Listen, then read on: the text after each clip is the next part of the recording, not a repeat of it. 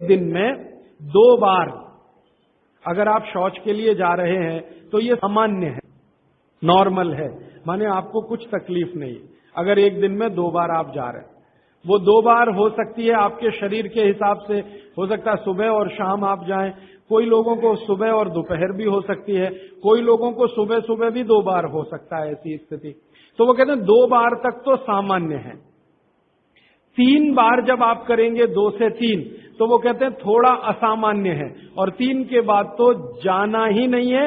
अगर जा रहे हैं तो कोई बीमारी है, विशेषज्ञ की मदद लीजिए और उसको ठीक करें।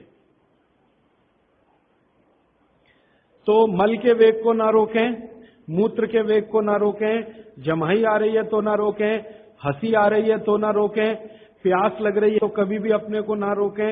इस तरह के उन्होंने कई वेग के बारे में कहा। ऐसे लगभग 14 वेग हैं। मैंने कुछ बता दिए, बाकी आप चाहें तो पढ़ लेना किताब में, क्योंकि समय कम है। हर बार मुझे यही लगता है कि क्या छोड़ूं क्या बताऊं। थोड़ा इससे आगे बढ़ें तो आपके जीवन के बारे में वो ये कह रहे हैं कि ये एक वेग ऐसा है जिसके बारे में साधु संत और महंत, साधु संत महंत तपस्वी तेजस्वी, ये लोग ही हैं जो उस वेग को रोक सकते हैं, बाकी के लिए नहीं है। वो जो साधु हैं, संत हैं, महंत हैं, उनके लिए यह है कि वीर के वेग को रोकें, और गृहस्थी जीवन चलाने वालों के लिए है कि वो कभी भी ना रोकें। इस पर भागवत जी ने बहुत लंबी व्याख्या की है।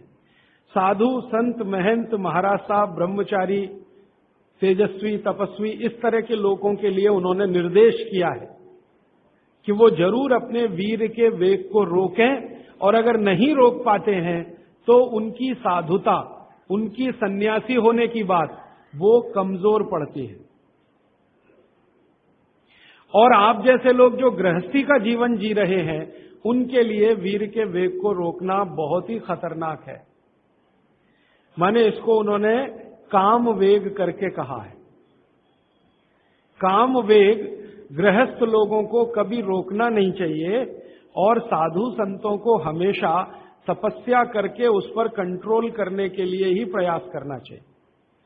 तो साधु संतों का जो जीवन है वो पूरा जीवन शायद इसी में चला जाए तो भी वो कहते हैं कि निरर्थक नहीं है। अब क्यों उनको नहीं करना चाहिए, क्यों आपको करना चाहिए, ये विश्लेषण में जाऊंगा तो देर ज्यादा हो जाएगी। आपको संकेत रूप में मैं आपसे कह रहा हूं कि वीर का वेग, काम का वेग, वो कहते हैं सबसे खराब वेग है जो रोका तो आपके लिए। और साधु संत महंतों के लिए कहते हैं कि अगर उन्होंने नहीं रोका तो उनके लिए सबसे ज्यादा खराब। तो उनका प्रयास पूरे जीवन बसा होना चाहिए जो उसको रोक। अब उस प्रयास में ही उनकी दिनचर्या, उनकी ऋतुचर्या और उनकी आहारचर्या शामिल है। भागवत जी ने कई सूत्र लिखे हैं कि जो सन्यासी हैं, संत हैं, महात्मा हैं, उनकी दिनचर्या, ऋतुचर्या, आहारचर्या आपसे भिन्न है, होनी ही चाहिए। और आपकी दिनचर्या, ऋतुचर्या, आहारचर्या साधु संत और महात्माओं से भिन्न है, जो होनी ही चाहिए। दोनों जगह भिन्नता है, वो जान लेने के लिए आवश्यक है।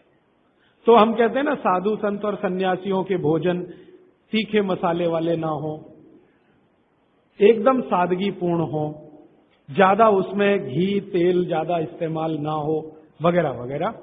तो और आपके लिए बिल्कुल उल्टा, आपके भोजन में तीखे मिर्च मसाले हो तो चलेगा, घी तेल बहुत ज्यादा हो तो भी चलेगा। तो गृहस्थियों के लिए जो जीवन है, आहारचर्या, दिनचर्या और ऋतुचर्या का, और साधु सन्यासियों के लिए जो जीवन है, दिनचर्या, दोनों में बहुत अंतर है। इस पर लंबा विश्लेषण हो सकता है, समय की कमी। अब मैं आ जाता हूं, आपको जो कुछ मैंने अब तक कहा उसको जरा समराइज कर दो। जो कुछ अब तक कहा 6 दिनों में, उसको थोड़ा समराइज कर दूं। और इतना समरी जरा ध्यान से आप सुन लीजिए, नहीं तो फिर से लिख लीजिए। एक बार लिख चुके हैं तो दोबारा भी लिख लीजिए, कोई उसमें नुकसान नहीं होगा। हो सकता है याद ही हो जाए आपको, क्योंकि बार बार कोई चीज लिखे ना तो अच्छे से याद होती है। सुनने से तो होती है, उससे भी ज्यादा याद होती है लिखने से। हो सकता है आपको लगे कि ये तो आपने बोल दिया है, फिर भी मैं बोल रहा हूं क्योंकि मुझे आज पूरा बात सम अप करनी है, फिर बाद में प्रश्नों के लिए मैं जाऊंगा। आप एक साधारण गृहस्थ हैं। साधारण गृहस्थ से मतलब जो भागवत की परिभाषा में असाधारण कौन है? जो साधु हैं, संत हैं, सन्यासी हैं, महात्मा हैं, ब्रह्मचारी हैं, ये सब असाधारण श्रेणी के लोग हैं। आप जो है साधारण श्रेणी में आते हैं। तो साधारण श्रेणी के लोगों को जीवन भर बिना रोग के जीवन बिताना, बिना डॉक्टर की मदद के अपनी जिंदगी को चलाना, बिना विशेषज्ञ की मदद के अपने जीवन को चलाना, उसके लिए उन्होंने जो कुछ कहा वो मैंने पिछले 7 दिन में अलग अलग समय पर आपको बताया। आज फिर उसको कह रहा हूं, रिपीटिशन कर रहा हूं ताकि याद रहे। तो सबसे पहला मुख्य नियम है आप जैसे लोगों के लिए, वो वही है, खाना खाने के बाद कभी भी पानी ना पिएं। ये सबसे जरूरी, सबसे आवश्यक नियम। खाना खाने के बाद कभी भी पानी तुरंत ना पिएं, 1.5 घंटे के बाद पानी पिएं। एक्सप्लेनेशन में पहले दे चुका हूं, अगर आप चाहें तो फिर समझा देता हूं। खाना खाते ही पेट में अग्नि प्रदीप्त होती है, उसको जठर अग्नि कहते हैं। जठर पेट का वो स्थान है जहां खाने का पाचन होता है। हिंदी में उसको आमाशय कहते हैं, संस्कृत में जठर कहते हैं। तो जठर स्थान पे अग्नि प्रदीप्त होती है और ये अग्नि 1.5 घंटे तक ही रहती है। तो 1.5 घंटे तक पानी न पिए तो अग्नि अपना काम अच्छे से करेगी, तो भोजन आपका अच्छे से पचेगा, रस में बदलेगा। और मैंने आपको क्रिया बताई थी कि पहले खाना जो है ना पेस्ट में बदलता है। जैसे आप घुटी हुई खिचड़ी खाते हैं ना, खिचड़ी, वैसे खाना बनता है, वो 1.5 घंटे में बनता है। फिर उसके बाद रस निकलता है, और जब रस निकलेगा तब पानी की जरूरत है, क्योंकि बिना पानी के रस नहीं बनता। तो कहते हैं 1.5 घंटे के बाद पेट भर के पानी पिए। ये सबसे जरूरी, सबसे आवश्यक पहला नियम। दूसरा नियम, पानी कभी भी पिए तो घूट घूट भर के पिए। ये मैं बहुत आवश्यक नियम मानता हूं सबके लिए, आप जैसे लोगों के। आप में से थोड़ा अगर किसी को भी धीरज हो, धैर्य अपने जीवन में, तो आप ये चालू कर दीजिए, पानी घूट घूट घूट, जितना कम से कम एक घूट में पानी पी सके उतना, और मुंह में घुमा घुमा के, ऐसे ऐसे कर करके। आप 6 महीने बाद देखना, 6 महीने बाद आपके शरीर की पूरी बायोकेमिस्ट्री बदल जाएगी। सबसे पहली चीज जो आप महसूस करेंगे, आप कहेंगे मैं पहले से ज्यादा फ्रेश हूं, आप कहेंगे मैं पहले से ज्यादा हल्का हो गया, माने वजन कम हो गया, आप कहेंगे पहले से अच्छी नींद आ रही है, आप कहेंगे पहले से अच्छा खाना हजम हो रहा है, आप कहेंगे पहले से ज्यादा मेरे दर्द कम हो गए, जो घुटनों का, कमर का, कंधे का, जगह जगह। आप कहेंगे चक्कर आना बंद हो गए, आप कहेंगे सुबह सुबह उठकर सिर का दर्द कम हो गया। ऐसी 85 बातें आप खुद कहेंगे 6 महीने के बाद। आप करिए इसको। मैंने तो कई लोगों को बताया साल साल भर से कर रहे हैं, 1.5 साल से कर रहे हैं। मैंने आपको एक उदाहरण दिया था, हमारा एक सहयोगी है, कल बेंगलोर में 140 किलो का था, 1 सवा साल से घूट घूट पानी पी रहा है, अभी 70 किलो का है। कोई आसन नहीं करता, कोई प्राणायाम नहीं करता, जिम में नहीं जाता, कोई एक्सरसाइज नहीं करता, क्योंकि उसको फुर्सत भी नहीं है, आईटी कंपनी में काम करता है। लेकिन इतना जरूर करता है, पानी जब भी पिएगा घूट घूट पिएगा, खाने के 1.5 घंटे बाद ही पिएगा। ये अद्भुत है। इस नियम को मैंने हजारों लोगों पे करके देखा है, एकदम एक्सीलेंट रिजल्ट है, कई बार तो चमत्कारिक रिजल्ट है। और कारण उसका क्या है? कारण उसका एक ही है कि घूट घूट पानी पीने से ज्यादा लार पेट में जाती है। पेट को हमेशा लार की जरूरत है, क्योंकि यहां एसिड बन रहा है। एसिड खाने के समय में जो निकले तो खाना पचे, खाने के आगे पीछे जो एसिड निकलता है वो डाइल्यूट होना ही चाहिए, नहीं तो वो पूरे रक्त में जाकर उसकी एसिडिटी बढ़ा देता है। और वही एसिडिटी है जो आपको हार्ट अटैक लाती है, कार्डियक अरेस्ट की तरफ ले जाती है, ब्रेन हेमरेज करा देती है, पैरालाइज्ड हो जाते हैं आप। गंभीर से गंभीर रोग इसी एक नियम के ना होने से होते हैं। आप पानी गटागट जो पी रहे हैं, यही एक छोटी सी गलती जिंदगी में आपको सबसे भारी पड़ेगी। ठीक है? तो पहला नियम मैंने आपके लिए कि पानी खाने के 1.5 घंटे बाद पीना, हमेशा पानी घूट घूट भर के घुमा घुमा के पीना है। सुबह का पानी हो या दोपहर का, शाम का, जब भी पिए घूट घूट भर के। पानी कैसे पिए? तो इन्होंने कहा ऐसे करके पिए। ये अच्छा नहीं है, आपके लिए अच्छा नहीं। आपको पानी हमेशा पीना है तो शरीर के नजदीक रख के ही पानी पिए। हमारे भारत में मैं आपको एक बात ऐसी कहता हूं जो थोड़ी सी हटकर है, लेकिन आपको समझाने में मदद करे। भारत में हजारों साल की जो सभ्यता है, गिलास नहीं है। ये गिलास जो है ना, विदेशी है। गिलास भारत का नहीं है। ये गिलास जो है ना, यूरोप से आया, और यूरोप में पुर्तगाल से आया। ये पुर्तगाली जब हमारे देश में घुस गए, तब से गिलास में हम फंस गए। गिलास अपना नहीं है, लोटा है। लोटा, लोटा और गिलास का अंतर आप, लोटा है, और लोटा कभी भी एक रेखीय नहीं होता, वो ऐसे ऐसे ऐसे ऐसे होता है। तो भागवती जी कहते हैं कि जो बर्तन एक रेखीय हैं उनका त्याज्य करें, वो है नहीं अच्छे, काम के नहीं है। तो गिलास का पानी पीना अच्छा नहीं माना जाता, तो लोटे का पानी पीना अच्छा माना जाता है। अब आप बोलेंगे जी क्या फर्क है? फर्क सीधा सा है। पानी के बारे में मैं बता चुका हूं। पानी को जहां धारण किया जाए वैसे गुण उसमें आते हैं। पानी अपने गुण कुछ नहीं है, जहां दे दो वही गुण हो जाते हैं। दही में मिला दो तो छाछ में बन गया, वो दही का गुण ले लेगा, पानी खत्म हो गया। दूध में मिलाया तो दूध का गुण। तो लोटे में पानी जो रखा तो पात्र का गुण आएगा, लोटे का। अब लोटे का गुण क्या? लोटा गोल है ना, गोल है ना। और आप थोड़ा गणित अगर समझते हैं और विज्ञान समझते हैं तो हर गोल चीज का सरफेस टेंशन कम रहता है। हर गोल चीज का सरफेस टेंशन कम रहता है, क्योंकि सरफेस एरिया कम होता है। हर गोल चीज का क्योंकि सरफेस एरिया कम है, इसलिए सरफेस टेंशन कम है। इसको हिंदी में पृष्ठ तनाव कहते हैं। हर गोल चीज का सरफेस एरिया कम है तो सरफेस टेंशन कम है, और सरफेस टेंशन कम है तो जो पानी उसमें है उसका भी सरफेस टेंशन कम है। तो कम सरफेस टेंशन का पानी ही आपके लिए सबसे ज्यादा उपयोगी है। अगर सरफेस टेंशन बढ़ा हुआ पानी आप पिएंगे तो बहुत तकलीफ करने वाला है।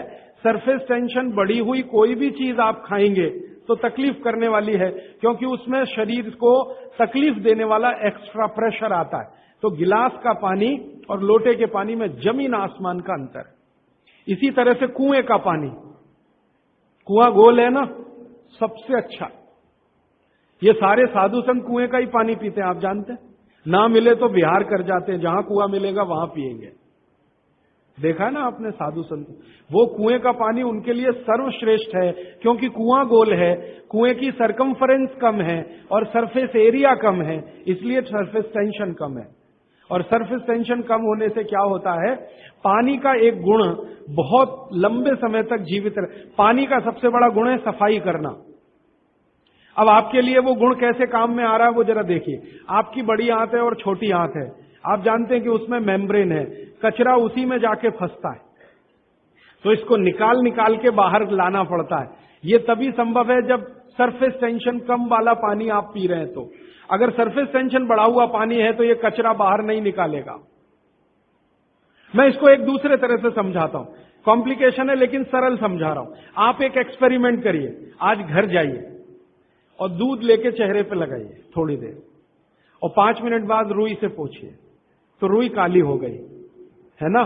कैसे? अंदर का कचरा और गंदगी बाहर आया। कैसे बाहर आया? वो दूध ने बाहर लाया। अब दूध कैसे बाहर लाता है? दूध का सरफेस टेंशन सभी वस्तुओं में सबसे कम है। तो जैसे ही दूध आपने अप्लाई किया, दूध ने इस त्वचा के सरफेस टेंशन को कम कर दिया, क्योंकि जो वस्तु का जो गुण है दूसरे पर लगाओ तो वैसा ही आएगा। तो यहां दूध ने सरफेस टेंशन कम किया तो त्वचा थोड़ी सी खुल गई, और त्वचा खुली तो अंदर का कचरा बाहर निकल गया। यही क्रिया पानी करता है पेट में। यही सेम, आपने पेट में पानी डाला, बड़ी आंत और छोटी आंत का सरफेस टेंशन इसने कम कर दिया, तो बड़ी आंत और छोटी आंत थोड़ी खुल गई, और खुली तो सारा कचरा उसमें से बाहर आ गया। और हाई सरफेस टेंशन का पानी पिए, ज्यादा सरफेस टेंशन का, तो आंतें सिकुड़ेंगी, क्योंकि तनाव बढ़ेगा। तनाव बढ़ते समय चीज सिकुड़ती है, तनाव कम होते समय चीज खुलती है। तनाव बढ़ेगा तो सारा कचरा आंतों में अंदर बंद हो जाएगा। अब यही आपको मूल व्याध, बवासीर, भगंदर सब करेगा। इसलिए सरफेस टेंशन कम वाला ही पानी पीना, लोटे का पानी सबसे अच्छा माना जाता है। गोल कोई भी वस्तु आपके घर में है उसमें रखा हुआ पानी पीना सबसे अच्छा माना जाता है। तो गोल कुएं का पानी है तो बहुत अच्छा है, गोल तालाब का पानी हो, तालाब भी गोल होते हैं ना, तो गोल तालाब का पानी बहुत अच्छा, गोल कुएं का पानी बहुत अच्छा। तालाब से छोटी एक पोखर होती है, पोखर, अगर पोखर गोल है तो उसका पानी बहुत अच्छा। नदी के पानी की तुलना में हमेशा कुएं का पानी अच्छा, क्योंकि नदी में गोल कुछ भी नहीं है, वो लंबी है, तो वहां का पानी हमेशा हाई सरफेस टेंशन वाला है। और नदी से ज्यादा खराब समुद्र का, और सबसे अच्छा पानी लोटे का। लोटे जैसी कोई भी गोल चीज है तो अच्छा। अब आप इसको प्रकृति में भी महसूस करेंगे, बारिश का पानी गोल होके ही नीचे आता है, माने बूंदें सब गोल हैं, क्योंकि उनका सरफेस टेंशन हमेशा कम है। तो ये विश्लेषण लंबा चला जाएगा, लेकिन मैंने यहां जो आपको याद दिला दिया वो ये कि पानी पी रहे हैं तो गिलास में ना, ज्यादा अच्छा है लोटे में पिएं। तो लोटे वापस लाएं घर में, लोटे ही निकल गए, अब गिलास घुस गए, और लोटे निकले ना तो लाखों कारीगरों की जिंदगी खत्म हो गई जो लोटे बनाते थे। खत्म हो गए कि नहीं? कसेरे खत्म हो गए। गांव गांव में कसेरा शब्द समझते हैं? वो ठोक पीट के लोटा बनाने वाले आदमी को कसेरा कहते हैं।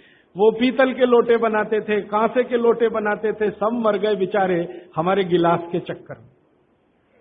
तो भागवत जी को अगर मानना है तो लोटा लाए, गिलास थोड़े कम करें, पानी लोटे का बहुत अच्छा। आगे बढ़े, पानी कभी भी खड़े होकर ना पिए, ये मैंने पहले बता दिया है, फिर रिपीट कर रहा हूं, हमेशा बैठ के पिए। फिर उसके आगे का एक सूत्र है कि ठंडा पानी कभी ना पिए। और इस ठंडे पानी का ये यहां पर भी एक विश्लेषण में नया दे दूं आपको कि हर ठंडे पानी का सरफेस टेंशन बढ़ा हुआ होता है। हर ठंडे पानी का सरफेस टेंशन बढ़ा हुआ होता है, और हर गुनगुने पानी का सरफेस टेंशन कम होता है, और कम सरफेस टेंशन का ही पानी आपको पीना है। इसलिए ठंडा पानी ना पिए। एक विश्लेषण में पहले दे चुका हूं कि पानी जैसे ही आप ठंडा पिएंगे उसका गुण है कि वो हर चीज को ठंडा करे। तो पेट को ठंडा करने की वो कोशिश करेगा। पेट ठंडा हुआ तो सारे ऑर्गन्स ठंडे हो सकते हैं और आप मर सकते हैं। तो पानी को पेट गर्म करेगा, फिर आप ये जान लीजिए, और पेट पानी को गर्म करेगा तो अतिरिक्त ऊर्जा लगेगी उसको, और वो ब्लड में से ही आएगी, तो सारा ब्लड पेट की तरफ दौड़ेगा। और बार बार आप ठंडा पानी पी रहे हैं दिन में 8-10 बार, तो हर बार ब्लड को पेट में भागना ही पड़ेगा। तो ब्रेन को ब्लड कम होगा, हार्ट को ब्लड कम होगा, ऑर्गन्स को ब्लड कम होगा, तो वो कमजोरी आने ही वाली है, और हार्ट अटैक आ सकता है, ब्रेन हेमरेज हो सकता है। क्योंकि कोई भी ऑर्गन को ब्लड कभी भी कम नहीं पड़ना चाहिए, तभी आप दुरुस्त रहने वाले। इसलिए ठंडा पानी गलती से भी ना पिए। तो हमेशा कैसा पानी पिए? गुनगुना पिए। एक समय के लिए भागवत जी ने कहा है कि जब बहुत तेज गर्मी पड़ती हो, आपके यहां तो पड़ती है मार्च, अप्रैल, मई, जून, तो वो कहते हैं कि मिट्टी के घड़े का पानी पिए। मिट्टी के घड़े के पानी को गुनगुना करने की जरूरत उतनी नहीं है, क्योंकि मिट्टी से ज्यादा शुद्ध पानी को करने वाली दूसरी कोई वस्तु दुनिया में नहीं। तो ये अब थोड़ा आगे चलें, वो ये कि खाना जब भी खाएं, आपके लिए नियम है, स्टैंडिंग पोजीशन माने खड़े होके कभी ना खाएं, हमेशा बैठ के खाएं। बैठने की स्थिति ये सबसे अच्छी है। कुर्सी पे भी अगर मजबूरी में बैठ रहे हैं तो इसी स्थिति में बैठ के खाना, नहीं तो जमीन पे तो बहुत ही अच्छा है। फिर उसके बाद एक नियम जो आपको जरूर पालन करना चाहिए, बहुत आवश्यक है आपके लिए, कि दो विरोधी वस्तुएं साथ में कभी ना खाएं। आप जैन हैं तो आपको तो सब अच्छे से समझता, भक्ष और अभक्ष का ज्ञान सभी साधु महाराज देते हैं, साध्वी जी देते हैं। दूसरे लोगों के लिए कह दूं, दूध और दही साथ में नहीं खा सकते, विपरीत है। हालांकि दूध से ही दही बनता है, लेकिन दूध और दही की प्रकृति एकदम अलग है। दूध कुछ और काम करता है, दही बिल्कुल अलग काम। तो दूध दही साथ में ना खाएं। दूध और दही की बनाई हुई कोई भी वस्तु साथ में ना खाएं। खीर खा रहे हैं तो दूध की है तो कढ़ी नहीं खा सकते, कढ़ी खा रहे हैं तो दही की है तो खीर नहीं खा सकते। कुछ भी ऐसी वस्तु जिसमें दूध और दही उपयोग है वो साथ में नहीं। एक इसी तरह से शहद और घी आपके लिए बिल्कुल वर्जित है। आप बिल्कुल साथ में ना खाएं। शहद अलग खाएं, घी अलग खाएं। शहद ना खाएं तो भी चलेगा, गुड़ खाएं। अच्छा, ये बड़ी विचित्र स्थिति है, गुड़ और घी साथ में जरूर खाएं, शहद घी साथ में ना खाएं। गुड़ को बेहतर तरीके से अगर खाना चाहते, गुड़ तो वैसे ही सबसे बेहतरीन चीज है दुनिया की, लेकिन और बेहतर बनाना चाहते हैं तो उसमें जरूर घी मिला के खाएं। तो गुड़ घी चलता है, शहद घी नहीं कभी भी। इसी तरह का एक नियम है कि जैक फ्रूट माने फणस, कटहल दूध के साथ सबसे खतरनाक है। और मैंने कहा खट्टे फल जितने भी हैं, संतरा है, मौसम्मी है, वगैरह वगैरह, ये दूध के साथ बिल्कुल नहीं चल सकते। एक ही फल है, बागवती जी कह रहे हैं, जो खट्टा भी है और दूध के साथ जरूर खाएं, वो आंवला है। आंवला ये जरूर दूध के साथ खाएं। इसके आगे का एक नियम है, वो द्विदल वाला एक नियम तो बता ही दिया, द्विदल और दही ना खाएं। और मजबूरी है कोई खाने की तो दही को गर्म करें, माने बघारें, तासीर उसकी गर्म करें, फिर आप खाएं, नहीं तो नहीं खाएं तो अच्छा है। द्विदल खा रहे हैं तो 1-1.5 घंटे बाद दही खाएं। छाछ अगर खा रहे हैं द्विदल के साथ तो 1-8 घंटे के बाद पी लें। और अगर पीनी ही है, तुरंत प्यास नहीं रुक रही है, तो छाछ को बघारें, माने उसमें अजवाइन हो, थोड़ा जीरा हो, हींग हो, उसका छोंक लगाएं तो उसकी तासीर बदलती है, तो आप ले सकते हैं। और इसके आगे का एक नियम कि सुबह का खाना 9:30-10 बजे तक, क्योंकि उस समय जठर अग्नि सबसे ज्यादा तीव्र है। और शाम का खाना 5-6 बजे तक। ये मैंने आपके हिसाब से कैलकुलेशन किया। भागवत जी ने कहा इसमें जलवायु का, मौसम का ध्यान रखना है। तो आपके हिसाब से, माने आप चेन्नई में हैं तो 9, 9:30, 10 बजे तक भरपेट खाना खाएं, शाम को 5-6 बजे तक भरपेट खाएं। बीच में अगर आप कहते हैं जी भूख लगी तो कुछ फल खा लें, नहीं तो अच्छी चीज भागवत जी ने जो कही है, सुबह का खाना जो 9-10 बजे खाएं, शाम का 5-6 बजे, उनको बीच में भूख लग रही है तो कहते हैं चना और गुड़ खाएं, शेंगदाना और गुड़, माने मूंगफली और गुड़ खाएं, माने उस समय आप चिक्की खाएं, क्योंकि गुड़ और चना, गुड़ और मूंगफली उसमें है। दोपहर को अगर भूख लग रही है, चिक्की आप चाहें तो अच्छी भी खा सकते हैं, माने ज्यादा भी खा सकते हैं। बस एक ही तकलीफ ध्यान में रखें कि जब चिक्की और गुड़ ज्यादा हो जाए तो थोड़ी सोंठ चाट लें या थोड़ी सोंठ खा लें, तो उसका जो तासीर है वो तुरंत बदल जाता है। नहीं तो ज्यादा चिक्की खा ली तो नाक में से खून आ सकता है। तो नाक से खून ना आए, थोड़ी सोंठ या अदरक, सोंठ इस्तेमाल करते हैं तो सोंठ, नहीं तो अदरक, उसके साथ लें। फिर आगे भागवत जी कहते हैं कि आपके भोजन का आपके जो वातावरण से बहुत रिश्ता है। आप जिस वातावरण में रह रहे हैं उसका ध्यान हमेशा रखें। अब मान लीजिए आप मद्रास में रह रहे हैं, तो मद्रास के आसपास का जो वातावरण है ये गर्म है। गर्म वातावरण में गेहूं नहीं हो सकता, गेहूं को होने के लिए ठंड चाहिए। तो निश्चित रूप से चेन्नई के आसपास किसी खेत में गेहूं अच्छा होगा नहीं। कोशिश करेंगे तो तब अच्छा होगा जब ठंड बढ़ जाए, क्योंकि गेहूं ठंड की फसल है, गर्मी की नहीं।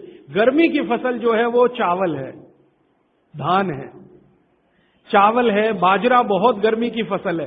ये राजस्थान में रहने वाले सब लोग जानते हैं कितनी गर्मी है राजस्थान में, और वहीं बाजरा सबसे अच्छा होता है। कच्छ में, सौराष्ट्र में कितनी गर्मी है, बाजरा सबसे अच्छा वहीं होता है। तो गर्मी की जो फसलें हैं वो धान है, बाजरा है और जौ है, जवारी है। जवारी आप समझते, ज्वार। तो ये सब आपके लिए अच्छे हैं। यहां चेन्नई में आप रहते हैं ना, ज्वार की रोटी खाएं, बाजरे की रोटी खाएं, गेहूं की कम, ना खाएं तो भी चलेगा। जो यहां हो रहा है वो ज्यादा खाएं।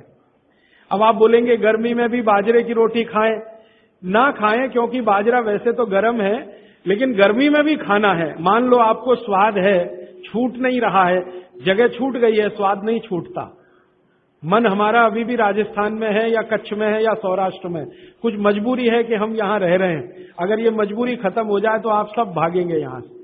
मजबूरी कैसी, कच्छ में, सौराष्ट्र में इतना ही पैसा आ जाए तो आप सब चले जाएंगे, क्योंकि मन जो है ना छूटता नहीं है, स्थान से लगा रहता है, स्वाद मन के साथ जुड़ा हुआ है। तो स्वाद के लिए ही अगर बाजरा खाना चाहते हैं तो बिना गुड़ के ना खाएं। यहां पर चेन्नई में गुड़ और घी के साथ बाजरे की रोटी आप खा सकते हैं, गुड़ और घी के साथ जवारी की रोटी आप खा सकते हैं। ज्यादा आप खाएं तो चावल आपके लिए, धान जो यहां होता है वो सबसे अच्छा है। तो तासीर ध्यान रखें, आबो हवा का ध्यान रखें, वातावरण का ध्यान रखें, हर बनाते समय भोजन में और खाते समय भोजन। ये कुछ सूत्र हैं जो बहुत आवश्यक हैं आपके लिए, मैं मानता हूं, जो मैंने आपको पिछले एक 45 मिनट या 30 मिनट में जो रिपीट किए, जिनको मैं बहुत आवश्यक मानता हूं। और इसमें से एक सूत्र छूट गया जो बहुत आवश्यक, सुबह सुबह उठकर पहले पानी पिए, सुबह सुबह उठकर पहले पानी पिए। कारण मैं बता चुका हूं कि उठते ही आपके मुंह में जो लार बन रही है वो बहुत बहुत बहुत कीमती है, उसकी कीमत लगा नहीं सकते आप, वो एकदम अमूल्य चीज है, वो अंदर ही जाए तो अच्छा है। तो आप उठते ही पानी पीने का नियम बनाएं। कितना पानी पिए, मैंने बताया था 18 से कम उम्र के जो बच्चे हैं उनको लगभग 1.5 से 2 गिलास, 60 से ऊपर के जो बुजुर्ग हैं उनको भी 1.5 से 2 गिलास, और आप जिस उम्र में हैं 18 से 60 तो कम से कम 3 गिलास। पीने का तरीका वही है, सिप सिप सिप सिप करके पीना। और ये सुबह का पानी अकेला पानी है जो बिना प्यास के भी पीना। जी, ये मुख्य नियम मैं मानता हूं आपको जरूर धारण करने चाहिए। और मेरी एक दूसरी गुजारिश है, आप जितने भी लोग बैठे हैं इन सब नियमों को पालन करें। आज से कुछ ने तो शायद शुरू भी किया है 2-3 दिन से, जरूर पालन करें। हो सकता है कि 6 महीने के बाद, 8 महीने के बाद मेरी आपकी फिर मुलाकात हो, तब आप मुझे इसकी रिपोर्टिंग करें। रिपोर्टिंग करें क्यों? मैं आप सबको भागवत का चेला बनाना चाहता हूं। मैं ये चाहता हूं, मैं विनम्रतापूर्वक कह रहा हूं, मैं ये चाहता हूं कि जो ज्ञान मैंने 6 साल में लिया, ये साल भर में आपके पास पूरा पहुंच जाए। क्यों? आप तो इसको अपने जीवन में पालन करके स्वस्थ रह ही सकते हैं, अपने परिवार को भी रख सकते हैं और पड़ोसियों को भी रख सकते हैं। और भागवत ने कहा है कि जो अपने दुखों को दूर कर ले और दूसरों के दुखों को दूर करने का काम करे, वो ही मोक्ष का भागी है, माने भागीदार हो सकता है। तो मैं चाहता हूं आप सब मेरे साथ मोक्ष में चलें, वहां भी हम यही करेंगे तो आप अच्छे हो जाएंगे, देश भी अच्छा हो जाएगा। ये कहकर मैं अब प्रश्नों की तरफ चल रहा हूं। प्रश्न मेरे पास भरपूर आ चुके हैं। मैं कोशिश ये करूंगा कि जो प्रश्न एक बार उत्तर आ गया उसको दोबारा नहीं दूंगा। हो सकता है किसी व्यक्ति ने वो प्रश्न रिपीट किया। ज्यादातर प्रश्न जो हैं वो रोगों से संबंधित हैं, इस रोग में क्या करें, उस रोग में क्या करें। तो सबसे पहला प्रश्न जो मैं सबसे आसान मानता हूं, आंखों के नीचे काले धब्बे आ गए हैं तो क्या करें। मैं इसका उत्तर पहले दे चुका हूं, फिर दोहराऊं। आपको सबसे अच्छा आसान उपाय मैं बता रहा हूं, वो ये, जिनको भी डार्क सर्किल है सवेरे उठें, सबसे पहला जो आपका थूक है, मुंह का लार है, इसको आंखों के नीचे लगा के मालिश करें, हल्की हल्की मालिश करें। आपके सारे डार्क सर्कल खत्म हो जाएंगे। और ये जो सुबह का मुंह का लार है, इससे आप अपने त्वचा रोग भी ठीक कर सकते हैं। खाज है, खुजली है, दाद है, सोराइसिस है, इचियोसिस है, एक्जिमा है, हर जगह इसको अप्लाई करें और हल्की हल्की मालिश करें। कोई कहेगा कि बहुत ज्यादा शरीर में है तो इतना तो थूक बनता ही नहीं है और पूरे शरीर पे लगाना पड़े तो ऐसी स्थिति में आप मुझे व्यक्तिगत रूप से शाम को 4 बजे मिलें। मैं आपको एक ऐसी दवा बता दूंगा या लिखा दूंगा जो थूक भी बढ़ा देगी और आपकी शरीर की खाज, खुजली, दाग, धब्बे सब मिटा देंगे। वो व्यक्तिगत है। नींद बराबर नहीं आती, नींद बराबर नहीं आती है तो इसका माने एक ही आप जान लीजिए कि आपके शरीर में अगर वात बढ़ा हुआ है, वायु बढ़ी हुई है, तो अच्छी नींद कभी नहीं आएगी। तो इसके लिए बहुत सरल उपाय मैंने बताया था। रात को गाय का घी हल्का गर्म करके दोनों नाक में डाल के सोएं। गाय का घी हल्का गर्म करके जब वो तरल हो जाए उतना ही गर्म करें और एक एक बूंद दोनों नाक में डालें और हल्के से खींचें, ज्यादा तेज नहीं, बस इतना करेंगे अंदर चला जाएगा। बहुत खींचने की जरूरत नहीं, क्योंकि आगे चला जाएगा, जहां नहीं जाना चाहिए वहां भी चला जा सकता है। तो हल्का खींचकर छोड़ दें और सो जाएं, भूल जाएं। फिर नींद बहुत अच्छी आएगी, खर्राटे बिल्कुल बंद हो जाएंगे, स्नोरिंग बिल्कुल खत्म हो जाएगी। नींद के समय जो खराब सपने आ रहे हैं वो सपने कभी आएंगे नहीं। अच्छे ही सपने आएंगे जब भी आएंगे। रात में नींद कभी खुलेगी नहीं, 6 घंटे के पहले आप उठेंगे नहीं कम से कम। रात की नींद खुलने का एक वो तकलीफ आ गया ना, पेशाब आती है नींद खुल